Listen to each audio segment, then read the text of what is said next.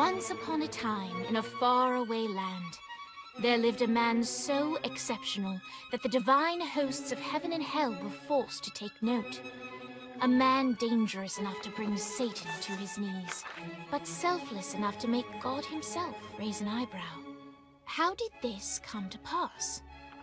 Well, it all began at a very special birthday party for a very special young lady.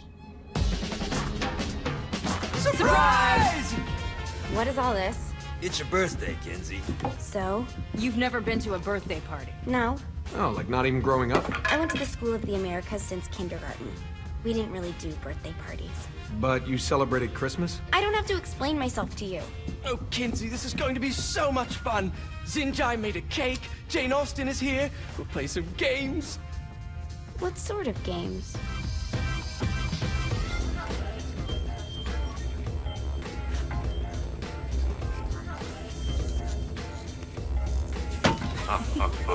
So you celebrate birthdays by trafficking with spirits? It's spooky and fun. It's a bunch of letters. It's tradition. Every slumber party has to involve a spirit board. Slumber party? How's it work? We ask it a question, and the spirit of the board will reveal the answer. How? Yeah, someone pushes the pointy thing to wherever they want. Wait. Can we go back to you and your slumber parties? No time. All right. Everyone put their hands on the cursor. Cursor. I feel the magic already. All right. Will the President/God Emperor for life ever choose a partner to reign alongside them? No.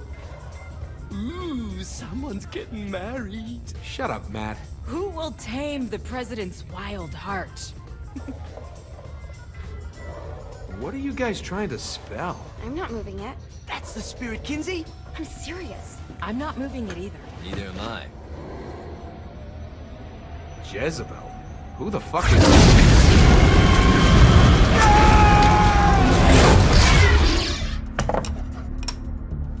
Is that not normal? Where'd you get the board? I was going through Signac's artifact collection and found it there. Who did it belong to?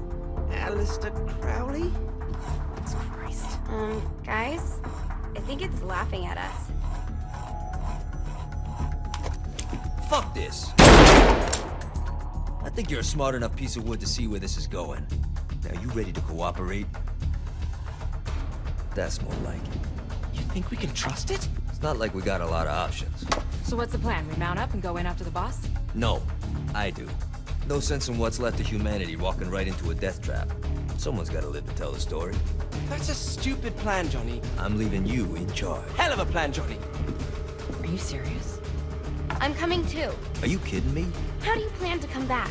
I try not to sweat the details. You need someone with you that does. No. It's my birthday. Fine. Alright then. You know where my friend is?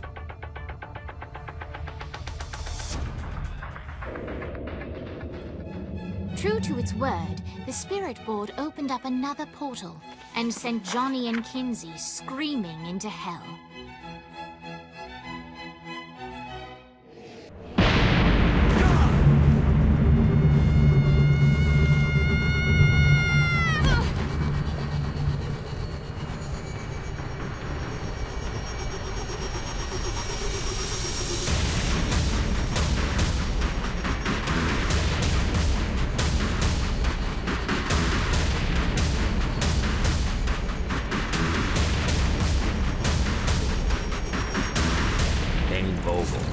Ultor's behind this, I know it. Ultor and the Saints haven't been enemies in years. You really think he's responsible? You don't know him like I do. The boss put him through a window for a reason. The reason was the boss was kind of fucking crazy back then. That's a fair point. You know how much easier this would be if we just found a car? You know how much easier this would be if you just gave me a second?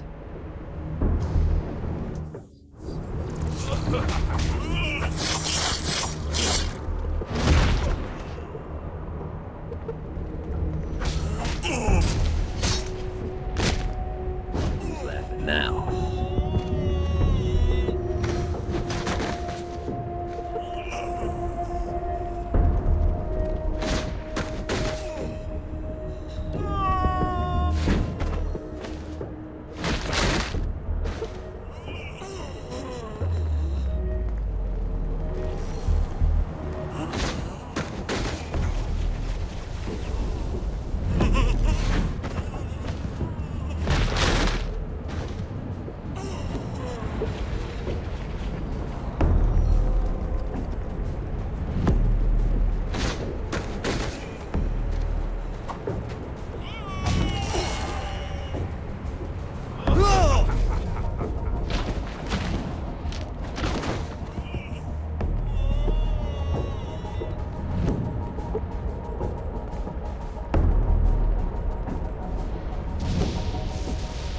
Alright. Now how are we gonna find the Eltor building? Biggest building down here, giant altar sign on it. I don't think this is a problem. I'll buy that.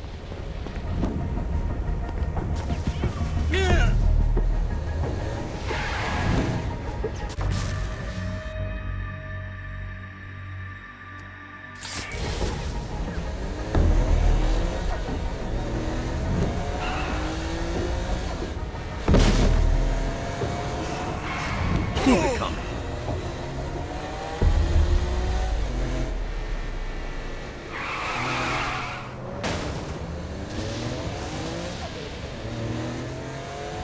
Look at us.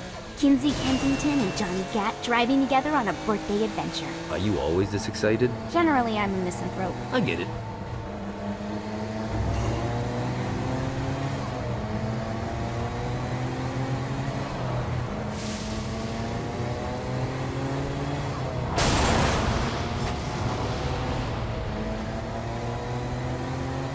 So this is hell.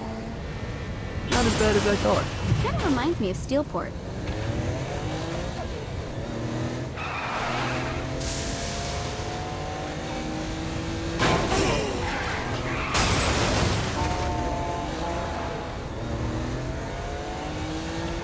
So, what's the plan? Oh yeah. I'm gonna shoot him in the face unless he gives us the boss back. What if Dane doesn't have the boss? I'll probably still shoot him in the face.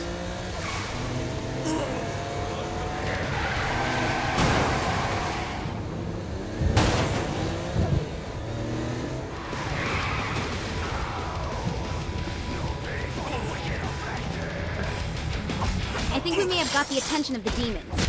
How do we want to handle this? We handle it by killing demons.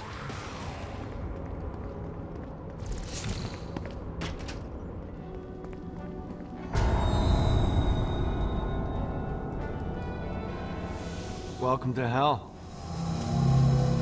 Shouldn't you have a receptionist? Such is the plight of eternal damnation. I have a feeling you didn't come here to catch up. Let's talk in my office. Not even death could stop the enterprising Vogel, who wasted no time in setting up an Altor branch in the bowels of hell. Dane was eager to fill Johnny in on the ever-shifting politics of land rights in the underworld. But real estate mattered little to Johnny, who only cared where his friend was. Where'd you put the president? I've been trying to explain that. I didn't take them. Bullshit. You expect me to believe you just happened to be the first thing we see in hell? Maybe it's just me, but your thank you sounds more like an accusation. That's probably because he plans to kill you. Okay. I get the trust issues. Can I show you something? The pieces all came together. The president had caused more chaos and destruction than any other in human history. It was only natural that Satan would want them to marry his daughter. They needed a plan, and Johnny had one. I'm gonna shoot the devil in the face. I think you might be skipping some details. No, I said in the face. I like the commitment, but you gotta find a way to get close enough to him in the first place. When's the wedding? I'll just show up And then you'll shoot him in the face. Sorry, but it's a little more complicated than that. These things are tied to the soul. You won't be able to enter without one. So how do we get one? You get his attention. I know some places that are of particular value to the father of the bride. You hit those, you'll get your shot. Wait, why would Satan give out an invitation for destroying his stuff? Oh, he won't, but it should piss him off enough to get him to attack Johnny personally. Either the devil kills Gat and Altor gets the construction contracts to rebuild what was destroyed, or Johnny kills Satan and I'll have to pay less taxes. It's pretty win-win. That's why you're helping us? To make more money in hell? Hell's what you make of it, sweetie. Works for me. What you got? All right. Satan had entrusted the day-to-day running of hell to 5 archdukes, and Dane knew how to find them all. But beyond that, not everyone in hell was content to go along with Satan's status quo. There were others who shared Dane's ambition for power, and the Altor mogul knew that the key to unseating Satan lay in gaining their aid. But before Johnny set out to wage war against the Prince of Darkness, Dane had one final gift, an artifact that he had spent fortunes on. Lucifer's cracked halo. This holy relic granted Johnny the majestic wings of the Morning Star. However, he still needed help in learning how to use them.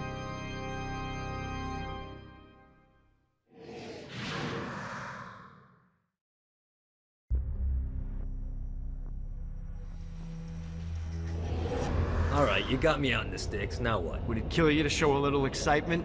You're about to experience angelic flight, for Christ's sake. Dane. Someone needs a nap. Just collect some soul clusters and power up the Great. Now you should have just enough clusters to power up your halo.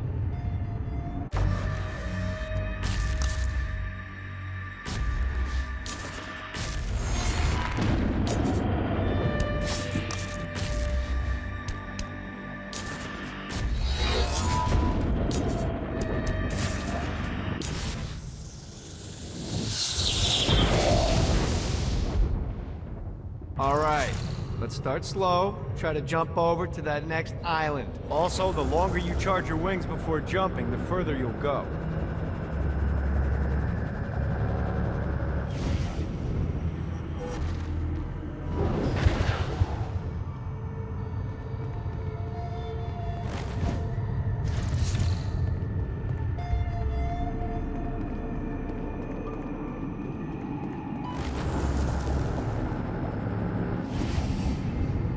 Hey, you didn't fuck it up. Good job. Now get up that cliff. Don't worry, if something looks too high, just keep on jumping off the... Now it's time to fly. You heard of crawling before walking? Well, in this case, you need to jump before you can fly. Launch yourself in the air with a jump, and then hold your wings out to glide to that next island. I put out some orbs to show you that you'll have to dive to reach the next island. Do that by pointing your head down. Don't worry, the rest of your body will follow.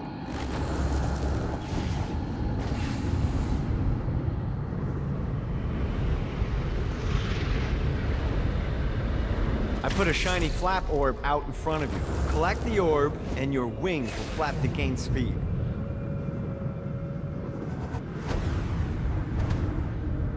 All right, now try flapping those wings on your own. Do a flap on your way to the next island. The exact opposite of diving is climbing.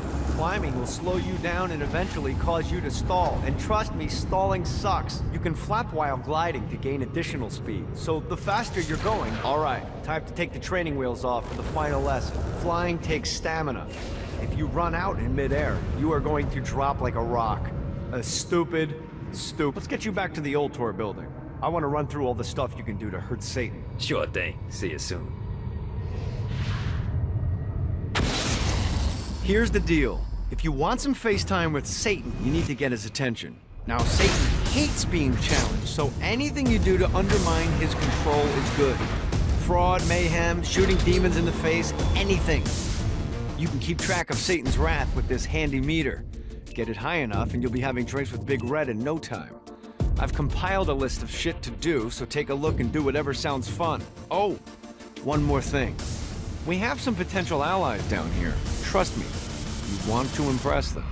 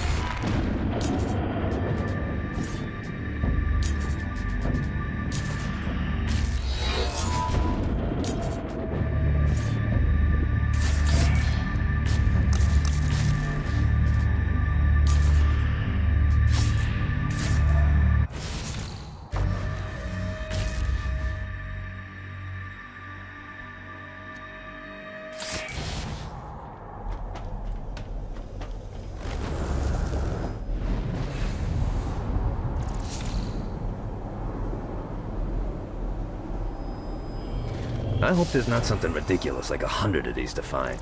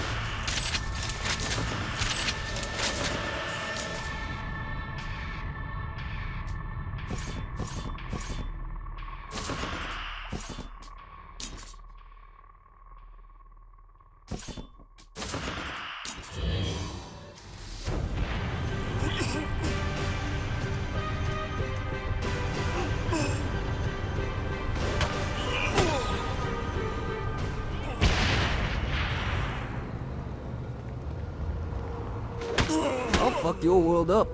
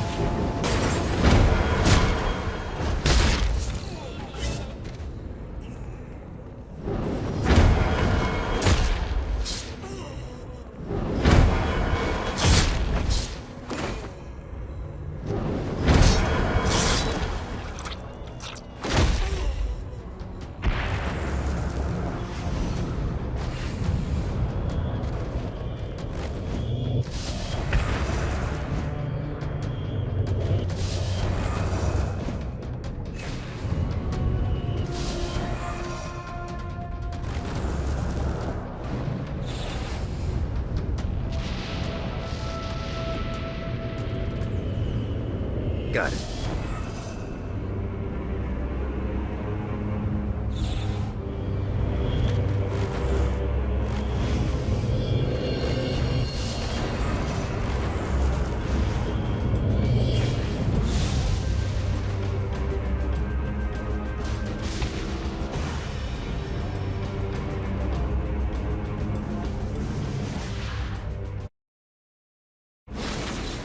My lawyer, Legal Lee, figured out a way to get some gold-level clients a fast track out of hell. The more abuse you put these guys through, the more years we can shave off. Lee suggested running clients through the designated intersections to boost their punishment. Oh, and dive in front of those vehicles on fire for bonus points. I mean, let's face it, the more they hurt, the sooner we can get these wretched bastards out of here. While his wife Laura was admitted into heaven, the Heavenly Father was less forgiving of poor Tobias, whose shirtless antics as a crazed drug dealer firmly earned him a place inside the Great Inferno. However, ever the optimist, Tobias tried to look on the bright side of being transformed into a husk. After all, while the removal of his signature dreadlocks was a disappointment, he was finally free from having to wear pants ever again. But while Perpetual Commando appealed to Tobias, he still yearned for Laura and her delightful snickerdoodles. Touched by his story and terrified by his demeanor, Legal Lee worked with renewed purpose to unite the two lovers.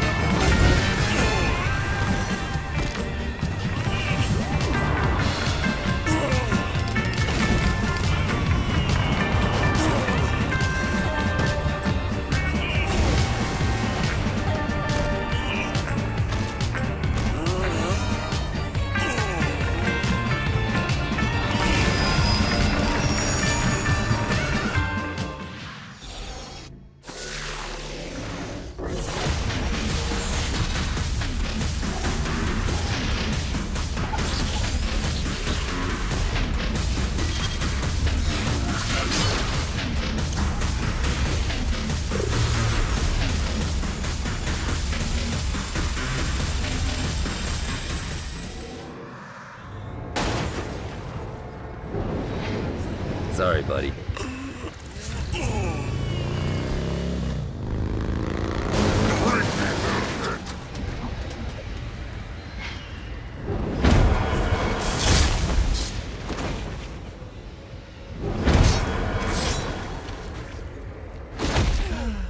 Life is good.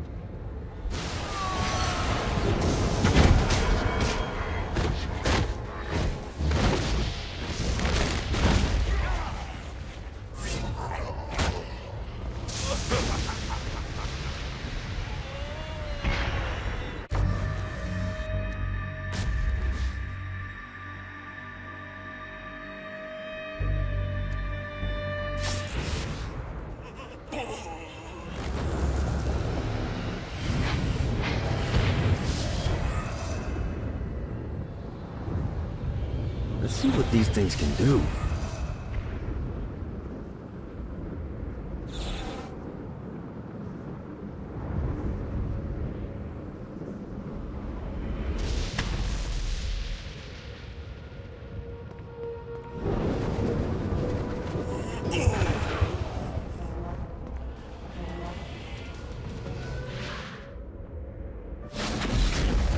There's lots of ways to get Satan's attention, but we should never forget the classic. Rampant fucking murder. Pride is a sin the devil's army has in spades, so if you want to pick a fight, you can bet your ass they're coming in droves.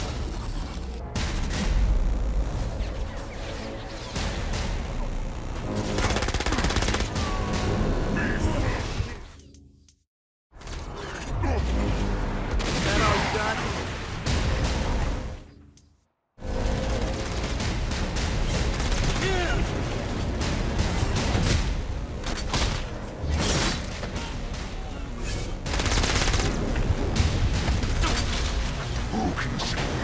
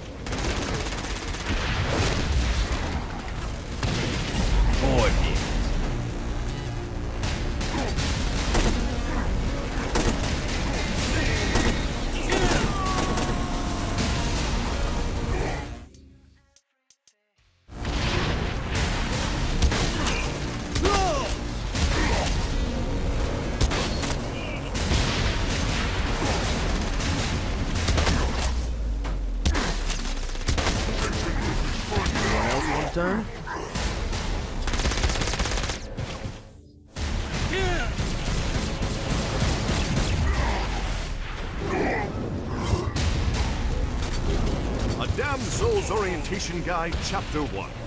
The Dead. Welcome to Hell, O ye of questionable morality.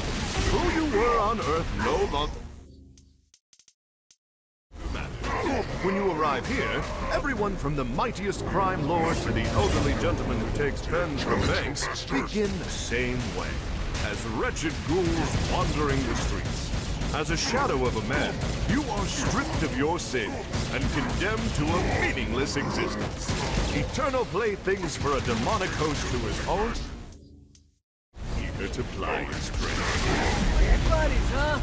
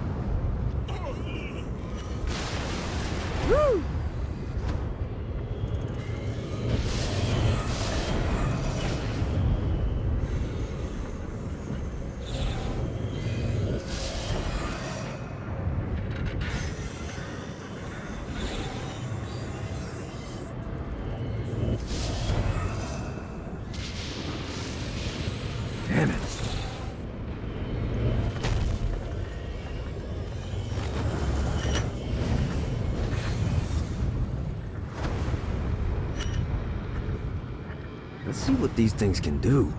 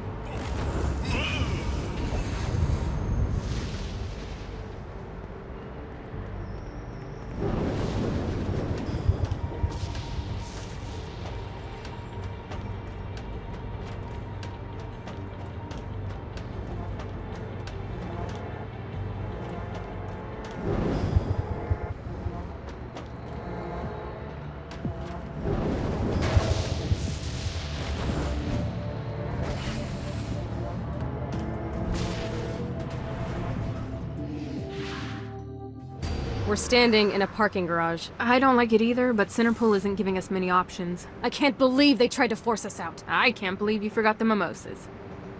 I think we have bigger problems. I don't think you realize how much I love mimosas. I can't help but notice.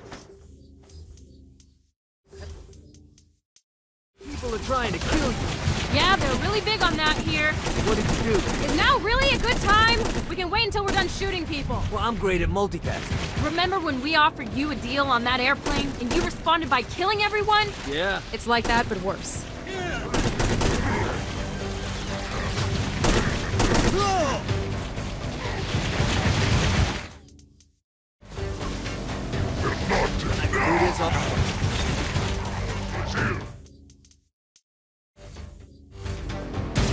Good at this.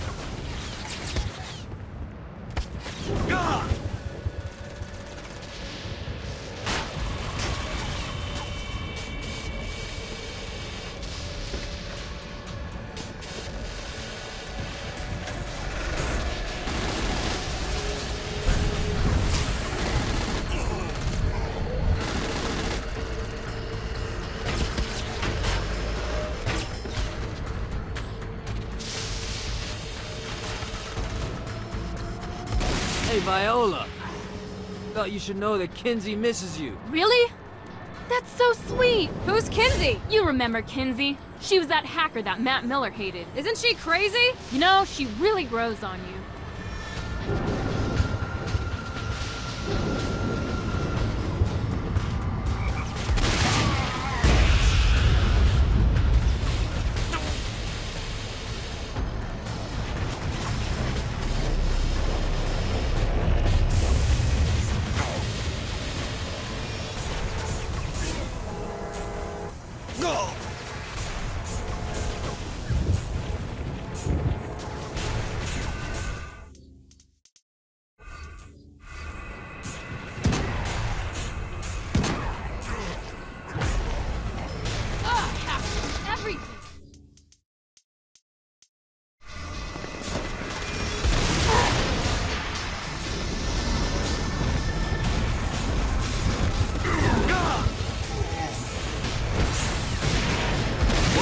For the collection.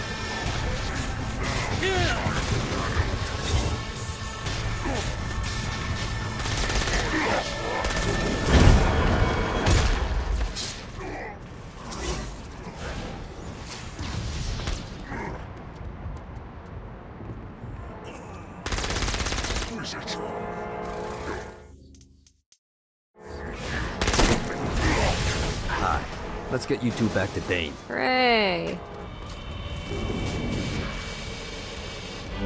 After being reunited in hell, Kiki and Viola wasted no time in doing what they do best: facilitate the running of businesses. However, the De Winter sisters' success did not sit well with other would-be power players in hell. The sisters' operations all came under attack at once, forcing them on the run. Soon, the twins found themselves on the receiving end of an offer they couldn't refuse. After all, it was better to own 1/5 of something than to be dead.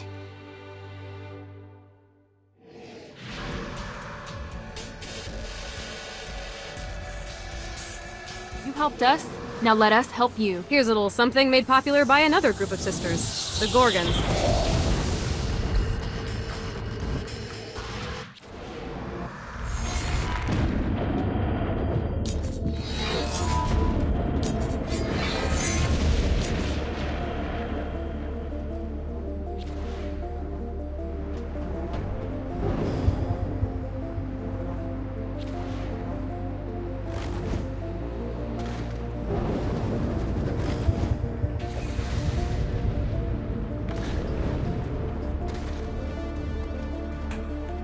We call